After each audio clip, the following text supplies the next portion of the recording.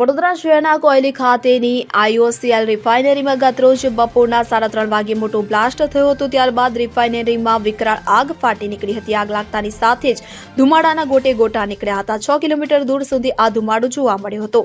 Blast બાદ આગને પગલે આસપાસના રહીશોમાં અફરાતફરીનો માહોલ જોવા મળ્યો હતો। જોકે રાત્રે 8:30 વાગે ફરી રિફાઇનરીમાં 5000 સ્કેલની વધુ એક ટેન્કમાં બ્લાસ્ટ થયો હતો કે જે બાદ ફાયર વિભાગ દ્વારા મેજર કોલ જાહેર કર્યો હતો। GSFCની ફાયરની એક બાદ એક ગાડીઓ ઘટના સ્થળે પહોંચી હતી કે જેમાં અમદાવાદ, આણંદ, ગાંધીનગર સહિતની ફાયર વિભાગની 35થી વધુ ગાડીઓ સ્થળ પર દોડી ગઈ હતી। ત્યારે IOCL રિફાઇનરીમાં ધડાકા સાથે થયેલા બે બ્લાસ્ટમાં 2 લોકોના મોત નિપજ્યા જ્યારે 12ને ગંભીર ઇજા પહોંચતા સારવાર અર્થે તેઓને ખસેડવામાં આવ્યા હતા। 15 કલાકથી વધુની જહેમત બાદ ફાયર વિભાગે આજે સવારે 7 વાગ્યાની આસપાસ સંપૂર્ણ સ્થિતિ કંટ્રોલમાં હોવાની માહિતી આપી હતી। આ ઘટનાને પગલે પ્રશાસનના ઉચ્ચ અધિકારીઓ સહિત પોલીસના જવાનો પણ તૈનાત કરી દેવામાં આવ્યા હતા।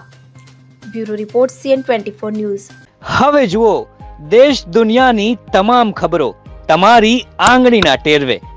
ઉઠાવો મોબાઈલ અને Google Play Store પરથી ડાઉનલોડ કરો અમારી CN24 ન્યૂઝ મોબાઈલ એપ।